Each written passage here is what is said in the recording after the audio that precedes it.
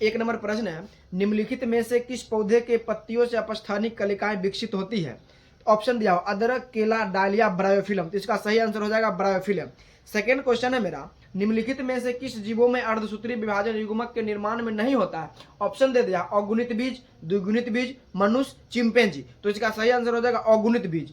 तीसरा नंबर प्रश्न है मेरा, निम्नलिखित में से कौन असत्य कथन है? ऑप्शन दे दिया निषेचन के पश्चात बीजांड बीज में विकसित होता है, सरीसृप एवं पक्षी अंडज हैं, केचुआ उभय लिंग्याश्री होते हैं, हाइड्रा में मुकुलन होता है। इसका सही आंसर हो जाएगा निषेचन के पश्चात बीजांड बीज में विकसित होते हैं। अगला नंबर प्रश्न है, काली मिर्च के बीज में अवशिष्ट उपस्थित बीजांडकाय को क्या कहते हैं? ऑप्शन दे दिया चलाजोस्पर्म, भ्रूणपोष, स्यूडो भ्रूणपोष, परिभ्रूणपोष। तो इसका सही आंसर हो जाएगा परिभ्रूणपोष। अगला नंबर प्रश्न है मेरा, निषेचन के पश्चात अंडाशय की दीवार किसमें विकसित होती है? तो निषेचन के पश्चात अंडाशय की दीवार जो है वो विकसित होती है फल भित्ति में से फल बनाता है, लेकिन ऑप्शन में मेरा फल भित्ति है तो फल भित्ति ही होगा।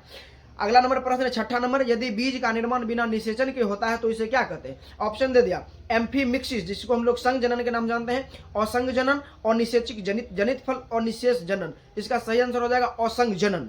सातवां नंबर प्रश्न है, परागकण जीवाश्म के रूप में अच्छे से संरक्षित रहते हैं क्योंकि परागकण में भित्ति होती है, भित्ति में एस्पेरोलिन का बाह्य चोल होता है, भित्ति में फैक्टोसेल्यूलोज का अंतः चोल है, भित्ति में सेल्यूलोज है। इसका सही आंसर हो जाएगा भित्ति में एस्पोरोलिन का बाह्य चोल है।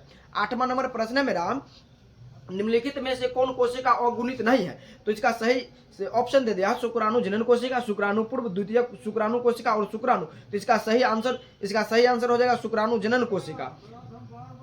अगला नंबर प्रश्न है मेरा, नौवां नंबर, निम्नलिखित में से कौन गोनेडोट्रोपिन रिलीजिंग हार्मोन का स्रावन करता है? ऑप्शन दे दिया अंडाशय, विडेशन, पश्च पीयूष ग्रंथि, अग्स चेतक। तो अग्स चेतक इसका हो जाएगा, जिसका अंग्रेजी होता है हाइपोथैलेमस। तो हाइपोथैलेमस से रिलीजिंग हार्मोन का स्रावन होता है।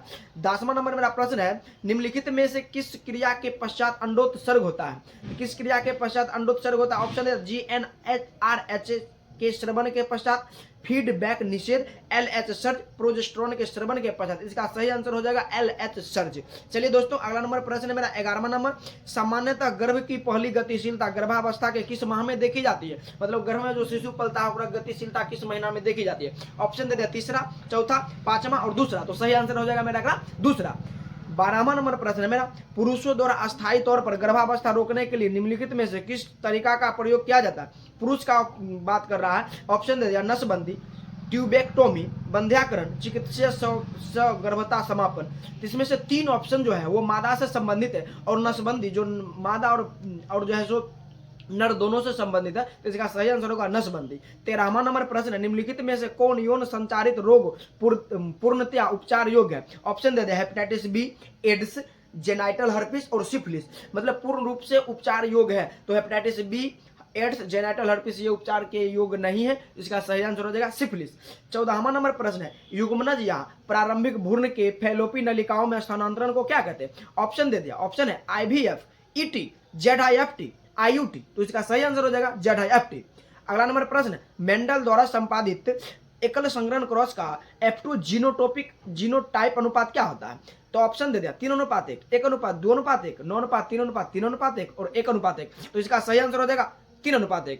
16वां नंबर प्रश्न है मेरा, निम्नलिखित में से कौन कथन फिनाइल कीटोनुरिया के बारे में औसत है? ऑप्शन दे दिया, ऑप्शन है मेरा जन्मजात उपापचय त्रुटि, ऑलिंग क्रोमोसोम अप्रभावी लक्षण, फिनाइल एलेनिन एवं फिनाइल पायरुवेट की उच्च सांद्रता, और अगला ऑप्शन है फिनाइल एलेनिन एवं फिनाइल पायरुवेट का वृक्क द्वारा उत्सर्जित नहीं रुकना। तो ऑप्शन नंबर सी इसका सही हो जाएगा, फिनाइल एलेनिन एवं फिनाइल पायरुवेट की उच्च सांद्रता। अगला नंबर प्रश्न है मेरा, मेंडल के अनुसार कोई वस्तु अपरिवर्तित रूप में जनक से संतति को युग्मकों के माध्यम से उत्तरोत्तर पीढ़ियों में अग्रसर होती है, जिसे उन्होंने क्या कहा था? सबसे पहले उन्होंने क्या कहा था? जब जो है सो ये युग्मक के बारे में नहीं पता था तब मेंडल ने क्या उपयोग किया था? ऑप्शन दे दिया कारक, जीन, एलील और सिस्ट्रॉन। तो इसका सही आंसर हो जाएगा कारक। 18वां नंबर मेरा प्रश्न है, निम्नलिखित में से किसमें XO नर प्रकार का लिंग निर्धारण क्रिया विधि होता है? ऑप्शन दे दिया टिड्डा, मधुमक्खी, मनुष्य और पक्षी। तो इसका सही आंसर हो जाएगा टिड्डा। अगर 19वां नंबर प्रश्न है, DNA के पॉलीन्यूक्लियोटाइड श्रृंखलाओं का आधार किससे बना होता है? ऑप्शन दे दिया शर्करा, फॉस्फेट क्षार, शर्करा फॉस्फेट, क्षार युग्मकों का ढेर। तो इसका सही आंसर हो जाएगा शर्करा फॉस्फेट। अगला नंबर प्रश्न है 20वां, सेंट्रल डॉगमा को किसने प्रतिपादित किया? तो इसका सही आंसर हो जाएगा क्रिक, ऑप्शन में भी है, ऑप्शन नंबर बी है क्रिक।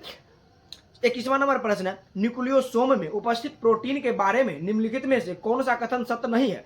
ऑप्शन दे दिया, नन हिस्टोन, हिस्टोन, क्षारीय प्रोटीन, धनात्मक आवेशित प्रोटीन। तो इसका सही आंसर हो जाएगा नन हिस्टोन। 22वां नंबर प्रश्न है, रूपांतरित सिद्धांत का जीव रासायनिक प्रकृति का पता किसके द्वारा लगाया गया? ऑप्शन दे दिया, ऑप्शन है ग्रिफिथ, लीडरबर्ग एवं टाटम, एवेरी, मैकलियोड एवं मैकार्टी, हर्शी एवं चेट। इसका सही आंसर हो जाएगा एवेरी, मैकलियोड एवं मैकार्टी। 23वां नंबर प्रश्न है मेरा, निम्नलिखित कथनों में आरएनए के बारे में गलत कथन कौन है? ऑप्शन दे दिया, ऑप्शन है आरएनए एक पॉलीन्यूक्लियोटाइड श्रृंखला का बना होता है, आरएनए में यूरोसिल है, आरएनए टीएमवी में आनुवंशिक पदार्थ है, आरएनए के प्रत्येक न्यूक्लियोटाइड में 2OH समूह की उपस्थिति आरएनए को स्थायित्व करता है। तो इसका सही आंसर हो जाएगा ऑप्शन नंबर डी।